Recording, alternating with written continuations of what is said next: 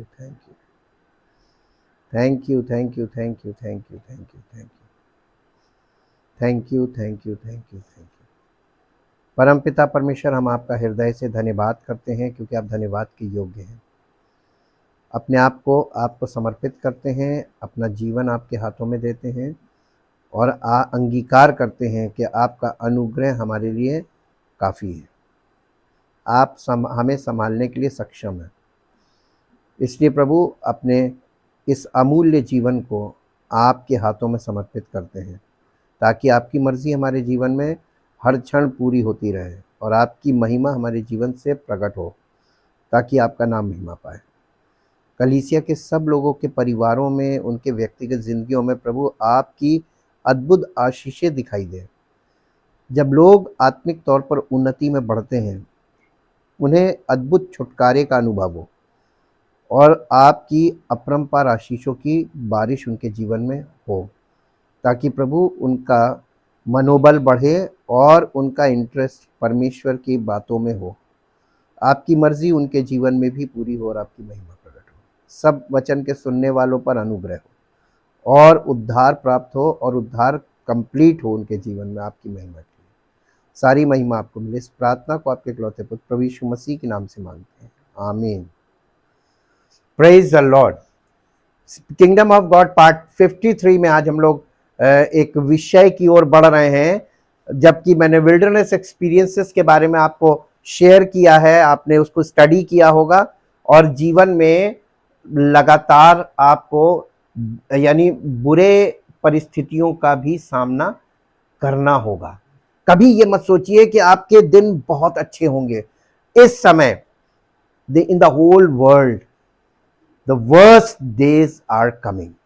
आप लोग अभी उन चीजों को देख नहीं पा रहे हैं जितनी दूर मैं देख सकता हूं। आने वाला समय बहुत कठिन होने वाला है।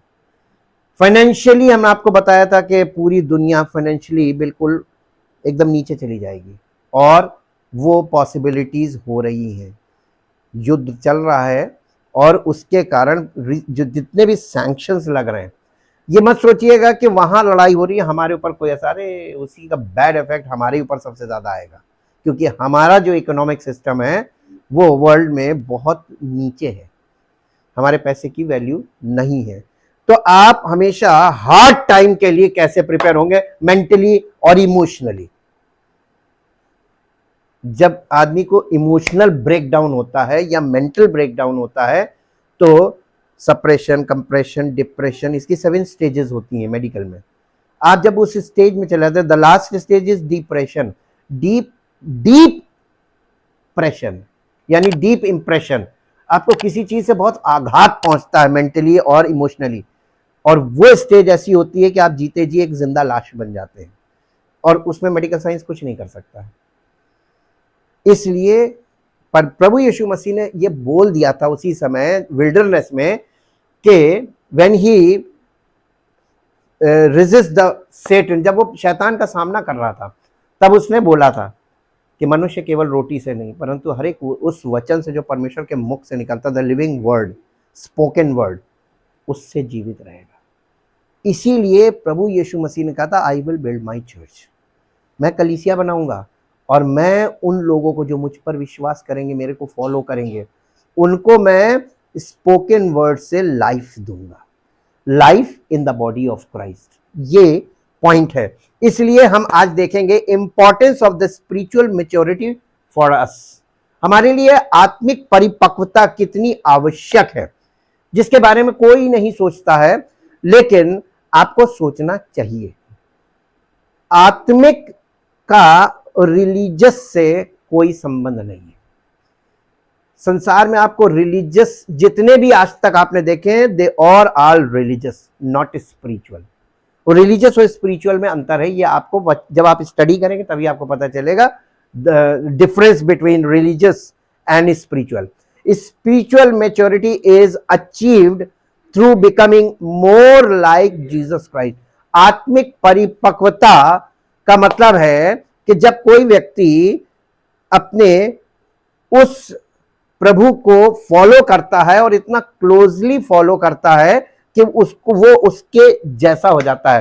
परमेश्वर के वचन में एक प्रिंसिपल है, और प्रिंसिपल ये है कि बुद्धिमान की संगति कर तो तू भी बुद्धिमान हो जाएगा। हाँ, जैसे लोहा लोहे को चमका देता है।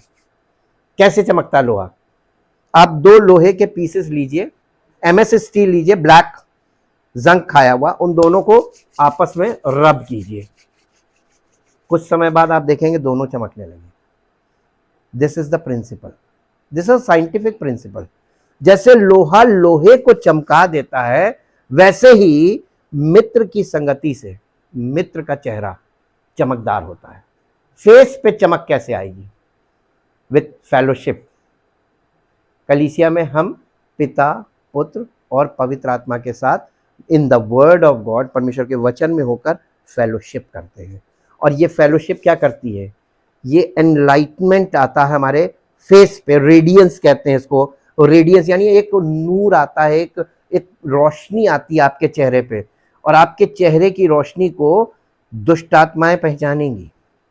मनुष्य एक बार ना पहचाने, दुष्ट आत्माएं पहचानती हैं। दुष्ट आत्माएं परमेश्वर को, परमेश्वर के इकलौते पुत्र प्रभु यीशु मसीह को, पवित्र आत्मा को, और जिस बंदे में पवित्र आत्मा उस बंदे को पहचानती है। ये एक्सपीरियंस के साथ बता रहे हैं।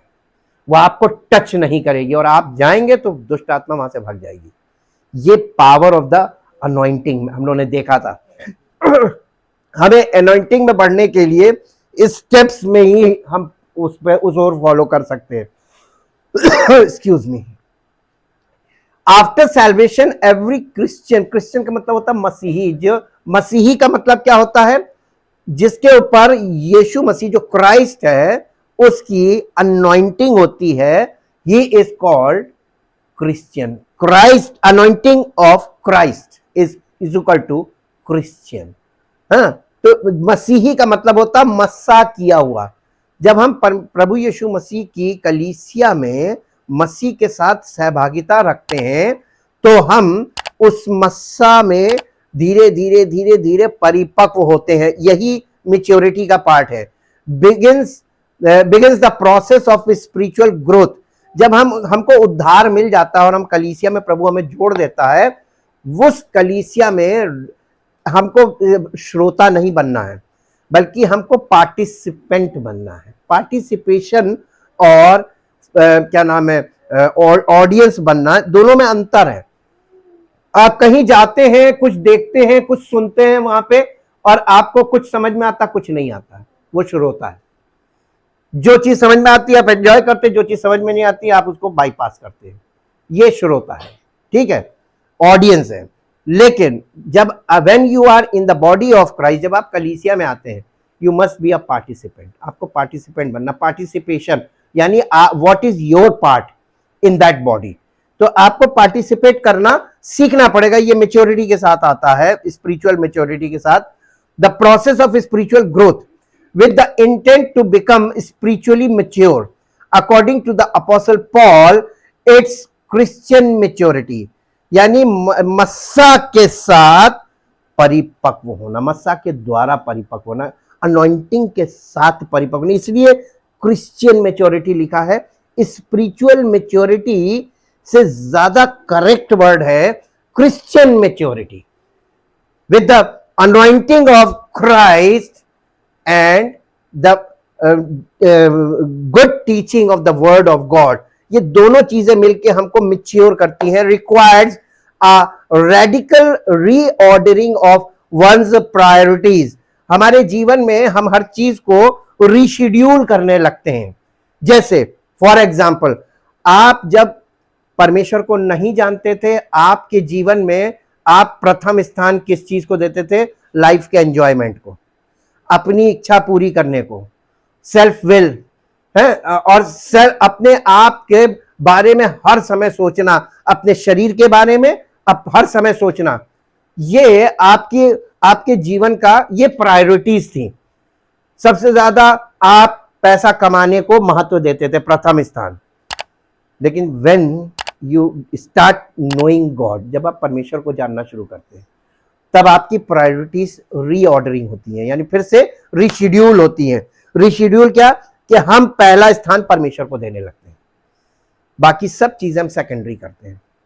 ठीक, ये बहुत इंपॉर्टेंट चीज है, यही मैच्योरिटी का फर्स्ट साइन भी है। ठीक है, इसके लिए हम परमेश्वर के वचन से एक पद मेरे लिए कोई पढ़ दे कि फिलिपियों की पत्री 3 अध्याय उसका 12, 13, 14 3 वर्सेस हैं। ये मतलब नहीं कि मैं पा चुका हूं, यानी मैंने स्पिरिचुअल मैच्योरिटी प्राप्त कर ली है जी, या सिद्ध हो चुका हूं, पर उस पदार्थ को पकड़ने के लिए दौड़ा चला जाता हूं, जिसके लिए मसीह यीशु ने मुझे पकड़ा था। जी, हे भाइयों, मेरी भावना ये नहीं कि मैं पकड़ चुका हूं, परंतु केवल यह एक काम करता हूं कि जो बातें पीछे रह गई हैं, कौन सी बातों को? अपने पास्ट को भूल जाइए, उनको भूलकर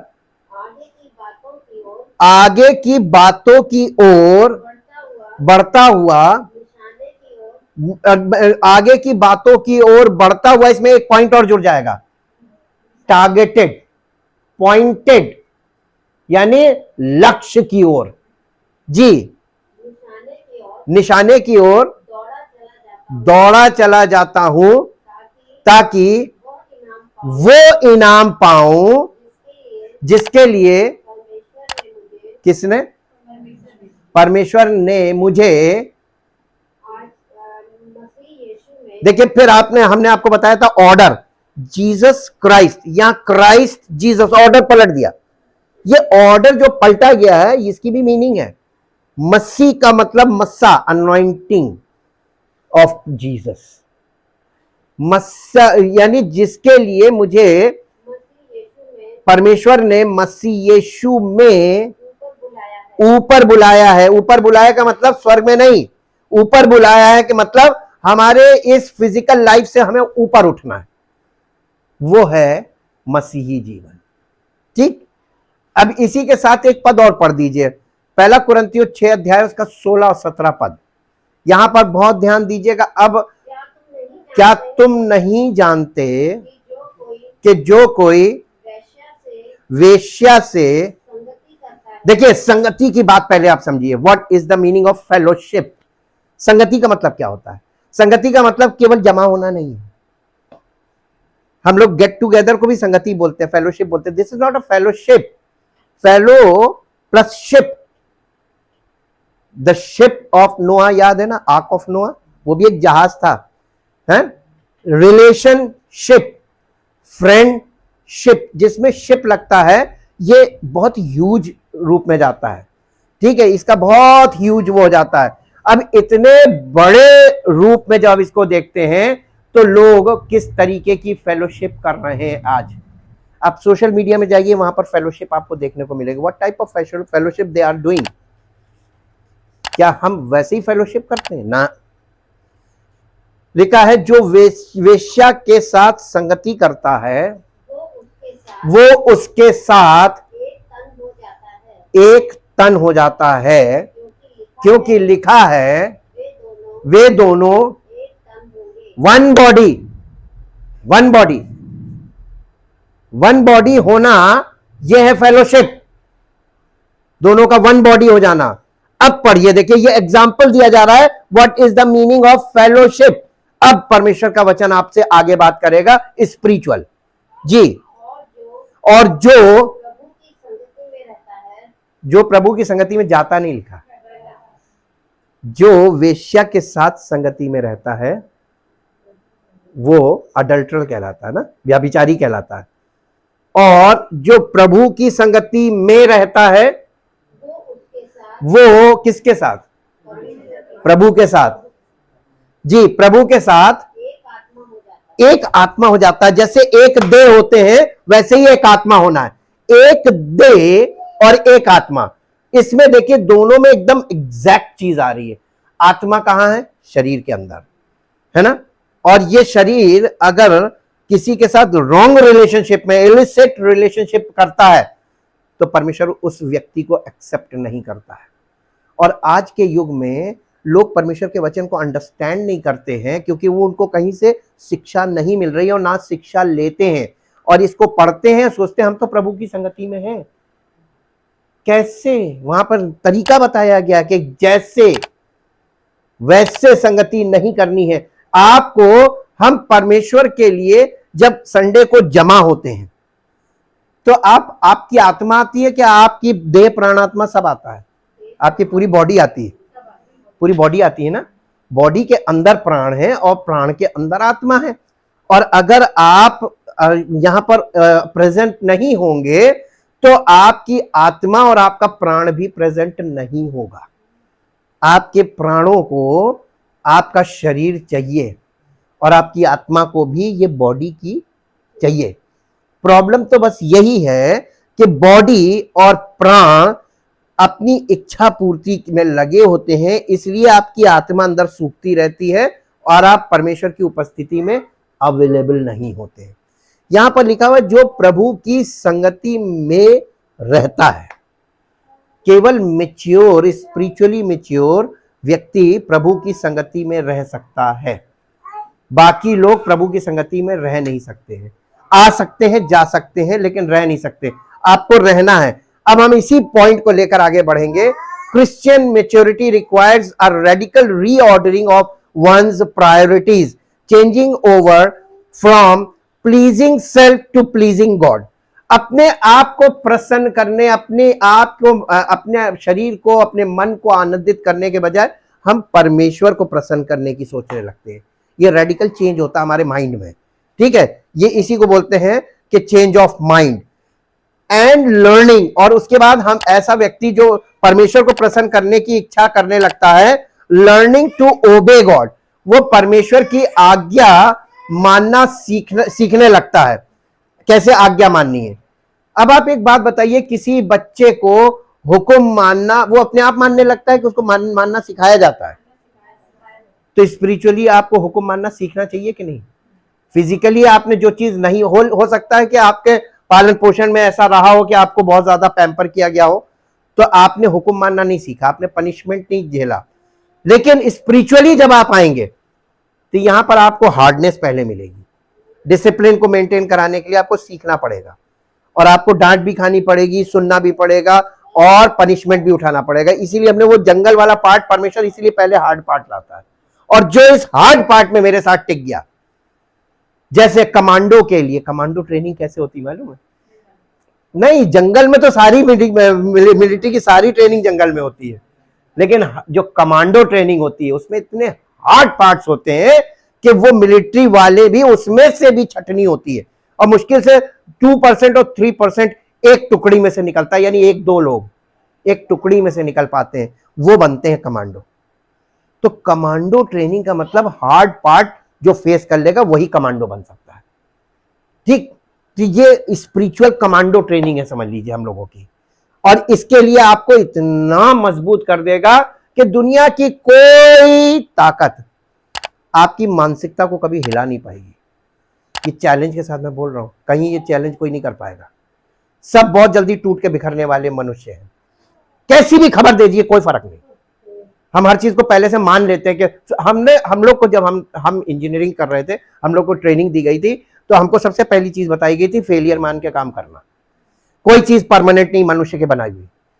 आपने कोई प्रोग्राम चल रहा है, उसमें 4 डीजी सेट चाहिए, यानी जनरेटर्स चाहिए आपको बिग प्रोग्राम के लिए, तो आपको 4 नहीं, अगर आपको पावर कंट्रोल करनी हो तो आप 6 रखिएगा, 2 स्टैंड बाई, क्योंकि कोई भी वो कर सकता है, ब्रेक डाउन कर सकता है। तो आप किसी चीज को, फेलियर को मान के चलिएगा। ये हम लोगों को सिखाया गया था। मिलिट्री ट्रेनिंग में गए तो वहां भी यही सिखाया गया था कि आपका हथियार फेल हो सकता है, लेकिन आपका हियाव नहीं घटना चाहिए।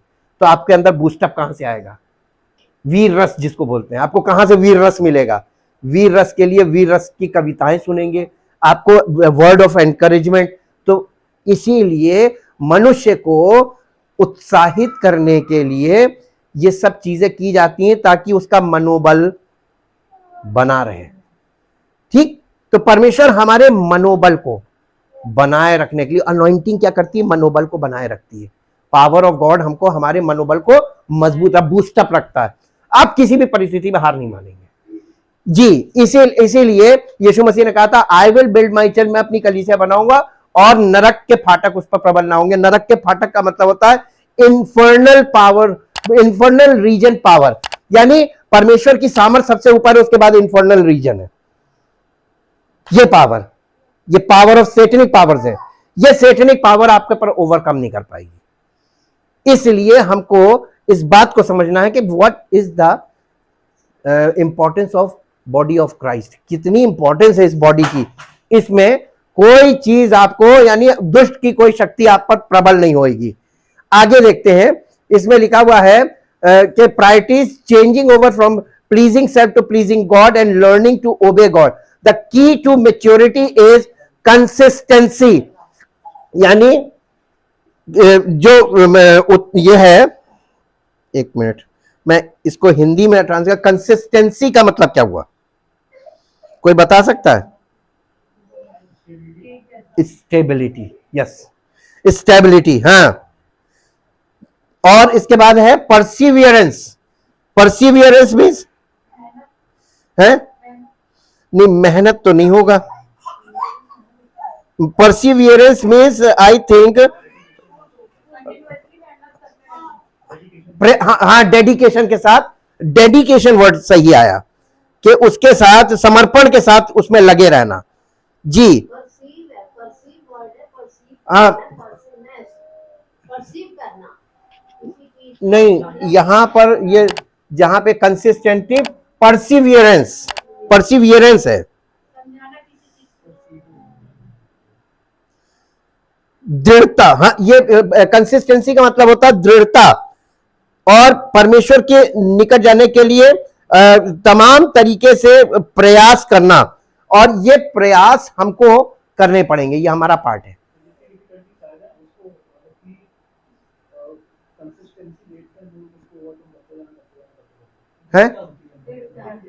दृढ़ता, हाँ, दृढ़ता ही हिंदी में एक वर्ड में जैसे। और परसिवियरेंस का मतलब क्या है? हाँ हाँ हाँ हाँ, correct correct, very good very good. कितनी भी कठिनाई तुमको क्यों ना सामना करना पड़े, लेकिन तुम उसमें, उसके लिए यानी दृढ़ रहो कि हमें करना है। अगर आप अचीवर बनना मांगते हैं लाइफ में, जल्दी से हार मानने वाले लोग कहीं नहीं सफल होते हैं। ये तो परमेश्वर की बात है, कहीं नहीं। और जो यहां सफल हो गया वो कहीं फेल नहीं होता, कभी नहीं फेल होगा। आपकी लाइफ के हर पार्ट में आप एकदम टेस्टेड, ट्राइड पर्सन होंगे। और इसीलिए in doing those things we know will bring us closer to God. वो उन चीजों में अपने आप को बिजी रखो, संलिप्त रहो, जुड़े रहो, जिससे परमेश्वर की निकट तुम पहुंचते पाओ, आपको निरंतर परमेश्वर के निकट जा पाए।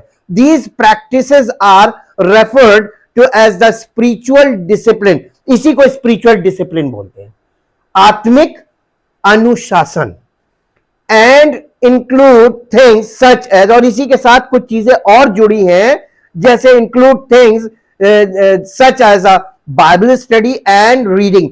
बाइबल स्टडी एक पार्ट है, स्टडी आपको दी जा रही है, करनी आपको है, और आपको करने के लिए इसके साथ क्या करना है, केवल सुनना नहीं है मैसेज को, साथ में रीड द बाइबल। आपको पढ़ना है कि यह देखने के लिए कि कहां लिखा है और वाकई में लिखा क्या है, ताकि आप बोलने वाले को चेकआउट कर सके, क्रॉस चेक कर सके कि ये बोल सही रहा है, जैसा लिखा है उसके संदर्भ में बोल रहा है, या ये उसमें मिलावट करके बोल रहा है। तब आप किसी झूठी शिक्षा का शिकार नहीं होंगे। इसके बाद ये भी ये करना है, study and reading the Bible. Fellowship, आपको कलीसिया में फेलोशिप करनी है ना। फेलोशिप के बाद है ये स्पिरिचुअल फेलोशिप है, एंड स्टीवर्डशिप। स्टीवर्डशिप का मतलब समझते हैं, इसमें गिविंग वाला पार्ट आता है। हम परमेश्वर के लिए जो भेंट देते हैं, ये स्टीवर्डशिप में आता है कि हम स्टीवर्ड हैं, हम परमेश्वर को भेंट दे रहे हैं, क्योंकि वो सबसे बड़ा देने वाला वो तो हम उसके संतान हैं, तो हम भी दे रहे हैं। काहे के लिए दे रहे हैं? कलीसिया की उन्नति के लिए, ताकि सेवा का काम बढ़े और बहुत लोगों तक वचन पहुंचे। डिसाइपलशिप, चेला बने। चेला बनना बहुत जरूरी है। हम follower, there are two types of follower, Yeshu Masih के फैन है या उसके डिसाइपल है। दो टाइप के फॉलोअर्स होते हैं। एक तो फैन होते हैं, यीशु मसीह को फैन नहीं चाहिए, नहीं फैन नहीं चाहिए। फॉलोअर में दो प्रकार के होते हैं, एक फॉलोअर उनके फैन है, उनके मुरीद है, लेकिन दूसरे शिष्य, डिसाइपल। यीशु मसीह किससे ज्यादा नजदीक रहता था? तो डिसाइपलशिप जो है ये कलीसिया का पार्ट है। किसी कलीसिया में अब डिसाइपलशिप नहीं है, कोई नहीं चेला बना रहा, सिर्फ फॉलोअर्स है। और फॉलोअर्स तो ब्लाइंड फॉलोअर्स भी होते हैं ना, तो फॉलोअर्स तो ब्लाइंड है, उनको कुछ मालूम ही नहीं, जो जैसा कह दे। ये नहीं होना चाहिए। ये ऐसा क्यों?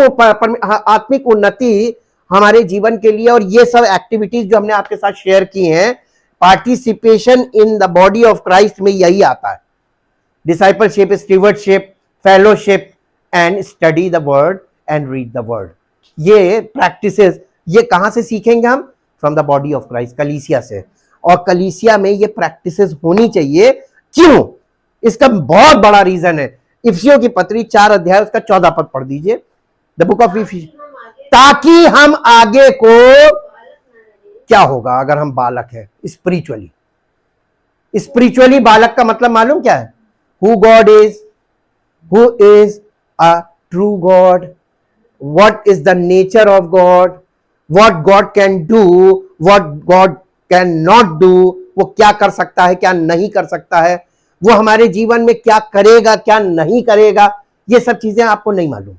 स्पिरिचुअली आप बिल्कुल ब्लाइंड है, बिल्कुल डेड है, आपको कुछ नहीं मालूम परमेश्वर के बारे में, ABCD नहीं मालूम है।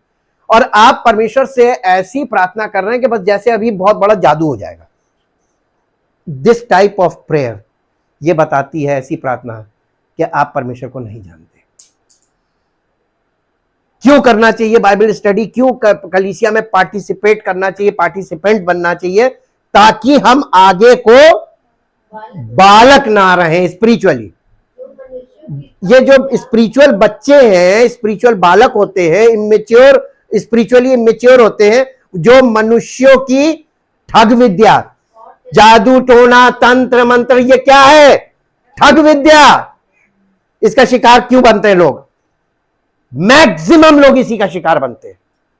मेडिकल साइंस जो इतनी पढ़ाई करके डॉक्टर बैठा, वहां नहीं जाते, झाड़ा फूकी में चले जाते। ये क्या है? स्पिरिचुअली बिल्कुल डिसऑर्डर्ड है, आउट जी। ताकि हम आगे को बालक न रहे, मनुष्यों की ठग विद्या और चतुराई से, उनके भ्रम की युक्तियों के, देखिए उनके पास, देखिए बहुत से लोग उपदेश दे रहे हैं आजकल। आप लोगों के उपदेश देखिए, आप भरा पड़ा है सोशल मीडिया, यूट्यूब भरा पड़ा है उपदेश। लेकिन आपको मालूम है वचन क्या बता रहा है? उनके उपदेश की, भ्रम की युक्तियों के, वो आपको अपने उपदेश से ऐसे भ्रम में डाल देंगे। इसी को हम कहते हैं मोटिवेशनल प्रीचिंग, मोटिवेशनल स्पीकर्स। ऐसे ऐसे मोटिवेशनल लोग हैं कि आपके अंदर ऐसी हवा भर देंगे, सुनते सुनते आप उनके कहे पे उनके पीछे चल देंगे। Yes brother, I am with you. Follower बन जाएंगे उनके, और आपको कुछ समय बाद पता चलेगा कि आपकी वाट लग गई जी। उनके भ्रम की युक्तियों के और उपदेश के हर एक झोंके से उछाले, यही तो चल रहा है संसार में। सब एक दूसरे को घुमा रहे हैं, उछाल रहे हैं, सब खेल रहे हैं, भावनाओं से खेल रहे हैं और उनकी कमजोरियों से खेल रहे हैं। यही चल रहा है एवरीवेयर इन द वर्ल्ड। आपके ऊपर ये वाली चीज कभी कोई सफल नहीं होगा, मालूम? हम इसके जीवित गवाह के सामने खड़े। नहीं, कोई नहीं करता। हमें पहले से परमेश्वर सब बता देता, इसके चक्कर मत पड़ना। और ऐसे लोग हमसे दूर ही भागते हैं। पता नहीं क्या बात है, उनको कैसे पता चल जाता, बट दे ऑब्जर्व। वो लोग ऑब्जर्व कर लेते कि ये नहीं, ये वो वाला चावल नहीं है बहुत जल्दी से गल जाए, ये वो गुड़ नहीं है जिसमें चीटा लग जाए। पहली चीज मालूम क्या है, खास बात बता दें, लालच मर गया। हमारे अंदर किसी प्रकार का लालच नहीं, हमें किसी से कुछ नहीं चाहिए, फ्री में भी दोगे नहीं चाहिए हमें। मेरी लाइफ में मुझे किसी ने ऑफर किया मैं आपको कार दूंगा, हमने नहीं चाहिए। चले गए क्यों? हमने कहा इसलिए क्योंकि खर्चे की चीज है, हम खर्चे की चीजें नहीं लेते हैं। कार से अच्छा तुम पेट्रोल पंप दे दो, कार हम खरीद लेंगे। समझ गया? ये नहीं फंसेगा। दुनिया में कार सब दे रहे हैं आपको, पेट्रोल पंप कोई नहीं देगा। आप कहिए पेट्रोल पंप दे दो, कार तो हम खरीद लेंगे। कार खरीदना सरल है, पंप कोई नहीं देगा। हम सोर्स की बात करते हैं और लोग लोड की बात करते हैं। आपका मन लोड पे ज्यादा रहता, मेरा सोर्स पे। Thank you Jesus. आगे चलते हैं। विद गलेशियंस चैप्टर 5 वर्स 16, गलातियों की पत्री 5 अध्याय उसका 16 पद पढ़िए। पौलुस यहां पर कलीसिया को चिट्ठी लिख रहा है, कहने लगा पर मैं कहता हूं आत्मा के अनुसार चलो, तो तुम शरीर की किसी लालसा, हाँ शरीर की लालसा किसी रीति से अगर आप पवित्र आत्मा के अनुसार जीवन व्यतीत करेंगे तो, शारीरिक इच्छाएं कभी नहीं, शरीर यानी पैशंस ऑफ द बॉडी आप कभी भी पूरी नहीं करेंगे। पैशन ऑफ द फ्लैश बोलते हैं इसको। आप अपने शरीर की अभिलाषाओं से दूर भाग जाएंगे, नहीं चाहिए। यही जयवंत होने का पॉइंट है, यही आपका कर्जे में डूबने का और बर्बाद होने का पॉइंट भी है जी। इस पॉइंट में यहां पर टेल्स अस, ये जो वर्स है, tells us that we were to walk by the spirit. The Greek word used here for walk, actually आपको मालूम है New Testament originally written in Greek language and the Old Testament originally written in Hebrew language. और ये दोनों language आज दुनिया से गायब है। लेकिन ये दोनों लैंग्वेज, एक तो रीजनल लैंग्वेज थी हिब्रू और दूसरी ग्रीक जो है एंशिएंट टाइम में ये यूनिवर्सल लैंग्वेज थी। आप लोग रिसर्च कीजिएगा, थोड़ा हम आपको रिसर्च पॉइंट भी देते ताकि आप गूगल में जाकर रिसर्च करें। Busy your mind to see the word of God is very important. ये दोनों भाषाओं को जब ट्रांसलेट किया गया तो इसमें ट्रांसलेशन प्रॉब्लम्स भी हैं। इसीलिए आपको पवित्र आत्मा से भरे हुए एक अच्छे सेवक की जरूरत है। और यीशु मसीह ने कलीसिया में गिफ्टेड लोग रखे हैं ताकि वो कलीसिया के लोगों को हर चीज में शार्प माइंड बनाए। यहां तक कि बाइबल को स्टडी करने में आपको मदद की जरूरत है, आप नहीं कर सकते अकेले। ग्रीक में ये जो वॉक लिखा हुआ ना, उसने कहा कि मैं ये कहता हूं कि आत्मा के अनुसार चलो। इंग्लिश में लिखा है कि walk according to the spirit, walk by the spirit, पवित्र आत्मा के अनुसार चलो। तो यहां पे आत्मा के अनुसार चलो का मतलब, यहां पे वॉक वर्ड जो आया है, the Greek word used here for walk actually means to walk with purpose in view. To walk with purpose in view यानी आप आत्मा में उद्देश्य के साथ चले। जैसे पौलुस ने कहा ना कि ये नहीं कि मैं प्राप्त कर सकूं, बल्कि मैं निशान लक्ष्य की ओर दौड़ा चला जाता हूं। यानी एक लक्ष्य को लेकर आप चल रहे हैं, उस लक्ष्य को आपको पाना है। जब आपकी स्पिरिचुअल लाइफ में लक्ष्य नहीं होता है तो आप किस चीज के लिए आप प्रयास कर रहे हैं? लोगों के पास आज लक्ष्य नहीं है। किसी कलीसिया में जाके पूछ लीजिए, कोई लक्ष्य नहीं। लक्ष्य नाम की चीज जानते ही नहीं है। स्पिरिचुअल मैच्योरिटी हमारा लक्ष्य है। आप इसको लक्ष्य मान के चलिए कि मुझे इसको प्राप्त करना है। पौलुस ने इसी को लेकर चला था, लेकिन इसको आप अपने इस जीवन काल में कभी भी कंप्लीट नहीं कर सकते। आप इसको कंटिन्यू करते हैं with the Lord eternal life में जी। इसीलिए ये इटर्नल लाइफ के लिए हमारा प्रिपरेशन है, कह लीजिए। आप later in the same chapter, आगे इसी अध्याय में इसका 25 पद पढ़ दीजिए, 5 अध्याय 25 पद।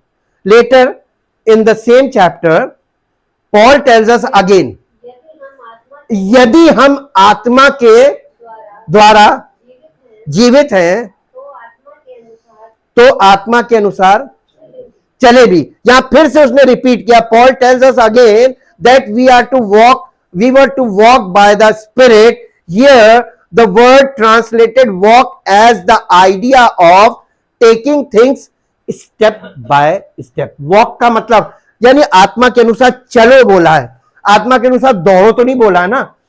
तो चलो का मतलब क्या है, इसमें एक भेद छिपा हुआ है। ग्रीक से अगर आप स्टडी करेंगे, इसका मतलब वो ये कह रहा है कलीसिया के लोगों से कि step by step, this is called walking. जब आप वॉक करते हैं तो स्टेप बाय स्टेप करते हैं ना। तो आपको आत्मिक जीवन में कैसे चलना है, स्टेप बाय स्टेप। एकदम सिंपल चीज बोली गई थी, step by step means one step at a time. छोटा बच्चा चलना सीखता तो कैसे चलता है, one step at a time, one step at a time, one step at a time, यानी कदम कदम। वो एकदम से दौड़ता नहीं है, वो पहले चलना सीखता है। और चलने में जब वो एक्सपर्ट हो जाता है और फिजिकली मजबूत होता है तो वो रन करता है ना। तो आपको स्पिरिचुअली जब आप बढ़िया मैच्योर हो जाएंगे तो आप रन भी करेंगे। देखिए शुरुआत step by step, one step at a time. It is learning to walk under the instruction of another. यानी आत्मिक जीवन में हमने इससे पहले आत्मिक जीवन जिया ही नहीं। हम फिजिकल लाइफ में थे, सांसारिक जीवन था, बहुत खराब व्यक्ति थे, जैसे सब होते वैसे ही हम थे, हम संसार से अलग नहीं। और सारे काम जो आज जवान बच्चे कर रहे हैं वो सब हम करते थे। लेकिन जब कॉल आई मेरी जिंदगी में, कॉल ऑफ गॉड, तो हमने बहुत कोशिश की भागने की, लेकिन उसने भागने नहीं दिया। ऐसा एनकाउंटर मेरा किया, ऐसा एनकाउंटर किया कि हमारी खुद भी हिम्मत नहीं हुई कि प्रभु मैं नहीं भागूंगा। सरेंडर कर दिया, और सरेंडर कर दिया तो मैंने भी सीखा। और जब सीखा, इसको सीखना पड़ता है। किससे सीखा, देखिए सीखना किससे है। यहां पे लिखा है कि द इंस्ट्रक्शन ऑफ अनदर। हमको यानी आत्मिक जीवन में चलना सीखना है under the instruction of another. Who is another, Holi spirit. कौन सिखाएगा, पवित्र आत्मा। आपको पवित्र आत्मा दिया गया है ना बॉर्न अगेन होते समय।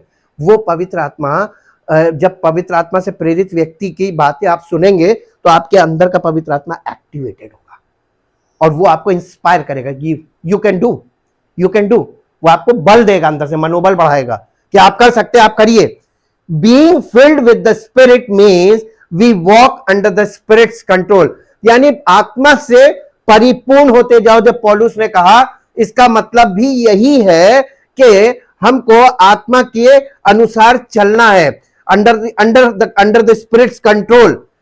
As we submit more and more to the spirit's control, और जितना हम पवित्र आत्मा को, अपने आप को सरेंडर करते जाते हैं, we will also see an increase in the fruit of the spirit in our lives. हम अपने जीवन में पवित्र आत्मा के फलों को देख सकते हैं, उसका अनुभव कर सकते हैं। गलातियों की पत्री 5 अध्याय उसका 22 और 23 पद। पर आत्मा का फल प्रेम, आनंद, शांति, धीरज, कृपा, भलाई, विश्वास, नम्रता और संयम है। और ये वाली चीज आपको कहीं पैसों से खरीदी नहीं जा सकती। ये आपके अंदर डेवलप होने लगेगी by the anointing of Jesus Christ. अब देखिए, this is characteristics of spiritual maturity. आत्मिक परिपक्वता का ये प्रमाण है, सर्टिफिकेट कह लीजिए या चिन्ह कह लीजिए। ये जब आपके अंदर से निकलने लगेगा, देन यू नो कि अब हम स्पिरिचुअली मैच्योर हो गए। और ये इस चीज में परिपक्व होने में हम लोग की सारी जिंदगी लग जाए, पूरी तरीके से कभी नहीं हो पाता, क्योंकि हमारे साथ हमारी बहुत सी वीकनेसेस भी साथ साथ चलती हैं। लेकिन मैक्सिमम तो जाया जा सकता है ना। हम मैक्सिमम को टच करना मांगते हैं, हम कंप्लीट नहीं कर सकते तो मैक्सिमम तक तो जा सकते हैं। ये हम अपने अंदर इसीलिए मान के चलते हैं। हम आपको आज से भी ये बताना मांगते हैं, स्पिरिचुअल मैच्योरिटी से एक विश्वासी को, एक मसीही को क्या फायदा होता। मेरे साथ निकाल लीजिए भजन संहिता, उसका चैप्टर, द बुक ऑफ साम इन इंग्लिश, चैप्टर 119, 119 अध्याय, और उसका 97 वर्ड से पढ़िए, 97 वर्ड से, ताकि आपको पता चले कि स्पिरिचुअल मैच्योरिटी आपके लिए कितनी फायदेमंद चीज है। आहा, यहां पे किंग डेविड बोल रहा है, ये राजा दाऊद है, और कह रहा मैं तेरी व्यवस्था से, परमेश्वर से कह रहा मैं तेरी व्यवस्था से कैसी प्रीति रखता हूं, दिन भर मेरा ध्यान। आप काम करते रहेंगे, आपने वचन पढ़ा और सुना है तो आपके माइंड में होना चाहिए, और जब आपके माइंड में होगा तो आपका ध्यान जो है वचन पे रहे।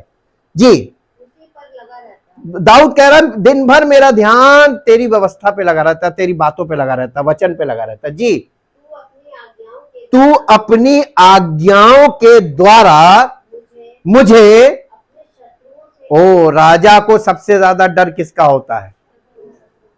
आप अपने जीवन में राज्य कब करेंगे? जब आपको मालूम ही नहीं कि आपका शत्रु कौन है। और हम लोगों के शत्रु अनसीन भी हैं। तमाम वायरस बैक्टीरिया जो आपको दिखाई नहीं देते, ये भी शत्रु हैं। एक वायरस आपको कहां पहुंचा देता है? मिट्टी में मिला देता है। एक बैक्टीरिया आपको मिट्टी में मिला देता है, ये भी शत्रु हैं। लेकिन परमेश्वर के वचन सुनने, समझने और मानने वालों के लिए गुड न्यूज है।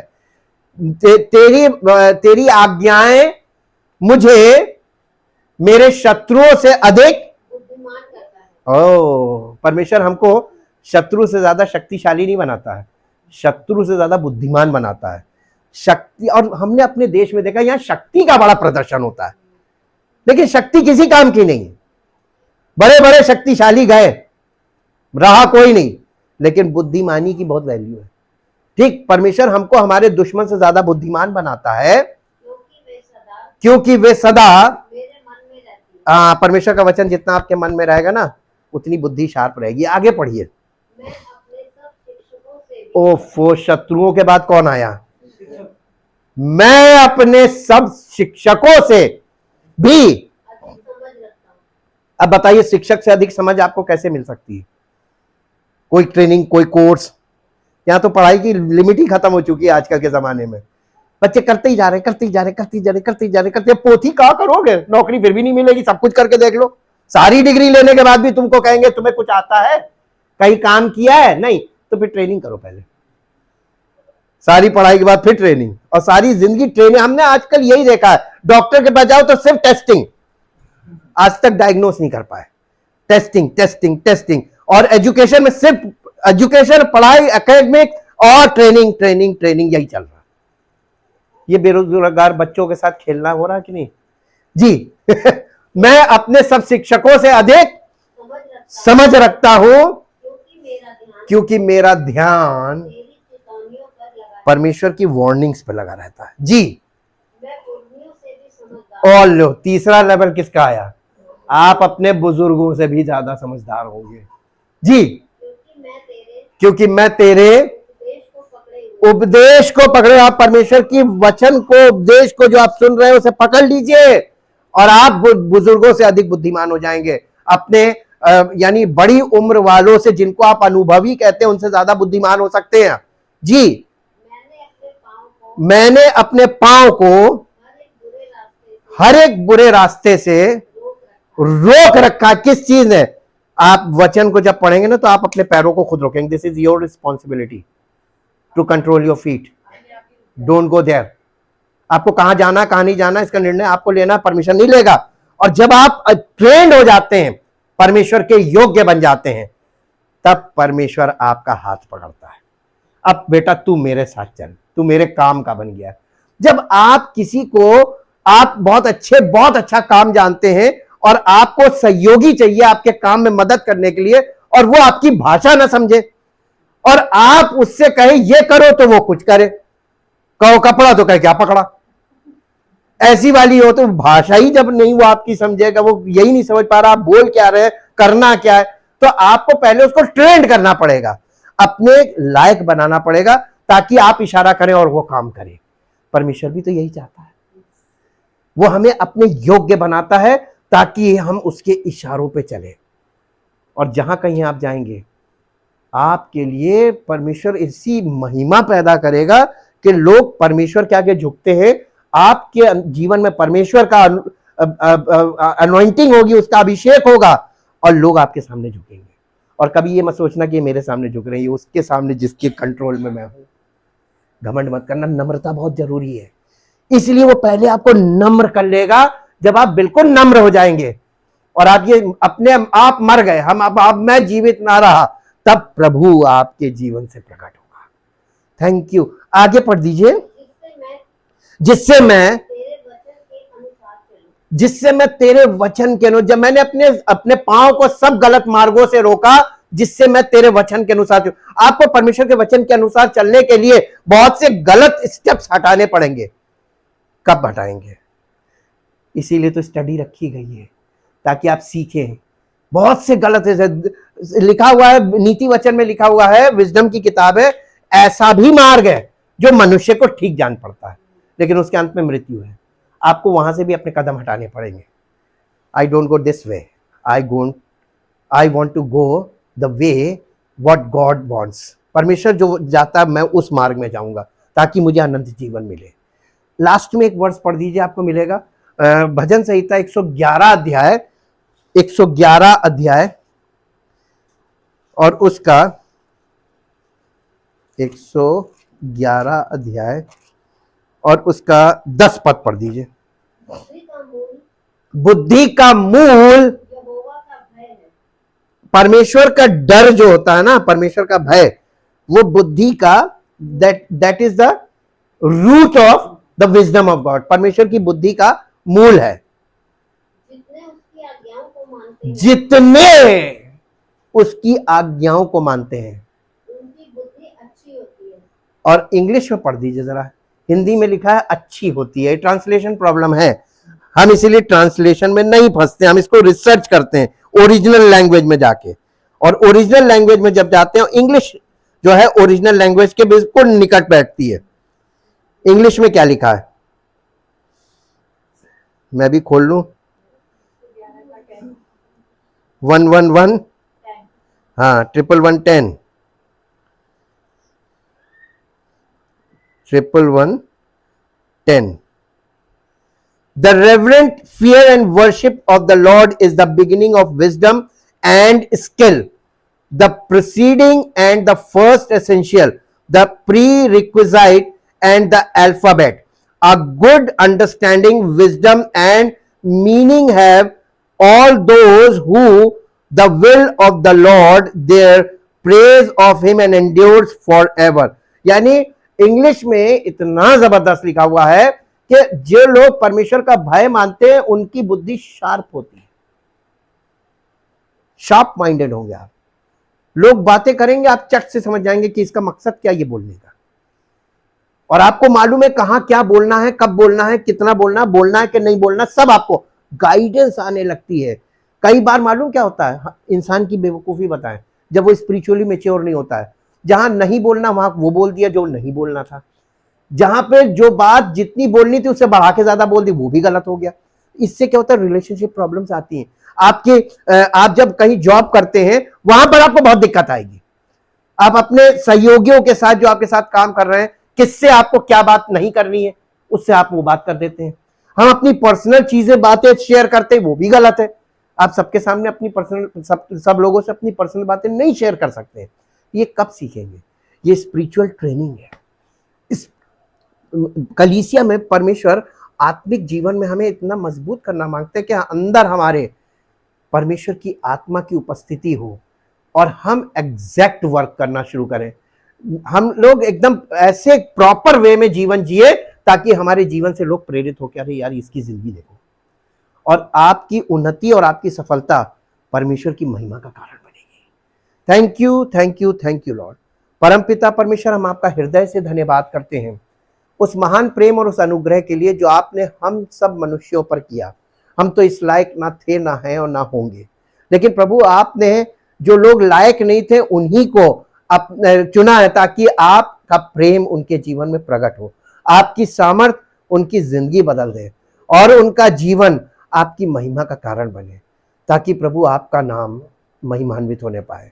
हम धन्यवाद करते हैं आपने जो हमारे लिए किया और आज भी जो आप हमारे लिए कर रहे हैं, ताकि आने वाले समय में आपकी महिमा हम सब की जिंदगियों से प्रकट हो और कलीसिया का हर परिवार और हर परिवार का हर सदस्य स्पिरिचुअली मैच्योर हो और परमेश्वर की महिमा उसके जीवन से प्रकट हो और वो अपने जीवन में उस लक्ष्य तक पहुंचे जो आपने हम सब के लिए रखा है, ताकि आपका नाम महिमा पाए। धन्यवाद के साथ इस प्रार्थना को आपके इकलौते पुत्र प्रभु यीशु मसीह के नाम से मांगते हैं, आमीन। Praise the Lord. परमेश्वर आपको आशीष दे।